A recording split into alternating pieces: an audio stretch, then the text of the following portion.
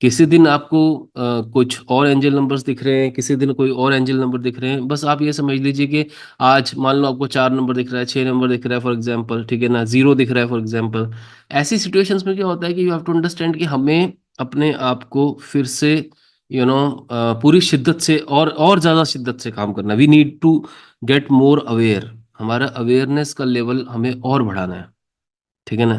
Because आप ये समझिए, लर्निंग एस्ट्रोलॉजी और learning any occult science means as a human being you are rising, और आप अपनी अवेयरनेस को बढ़ा रहे हैं। अब जब आप अपनी अवेयरनेस को बढ़ा रहे हैं तो किसी किसी दिन आपकी वेवलेंथ नहीं सपोर्ट करती है, तो उस दिन पूरी और ताकत से, पूरी और शिद्दत से थोड़ा सा आप चीज़ों को करने की कोशिश कीजिए।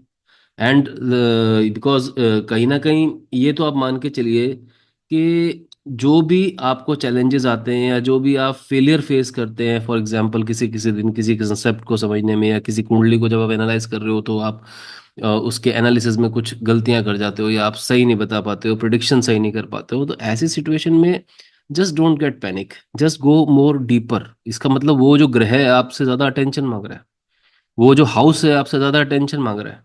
आपको मान लो फॉर एग्जांपल किसी के रिलेशनशिप्स पे चर्चा करनी है, ठीक है ना, आप फिफ्थ और सेवन्थ हाउस को फोकस करो, ठीक है ना। अब पॉइंट ये है कि आप अगर फोकस नहीं कर पा रहे उस दिन सेवन्थ हाउस को, तो आप उसकी प्रिडिक्शन सही नहीं कर पाओगे।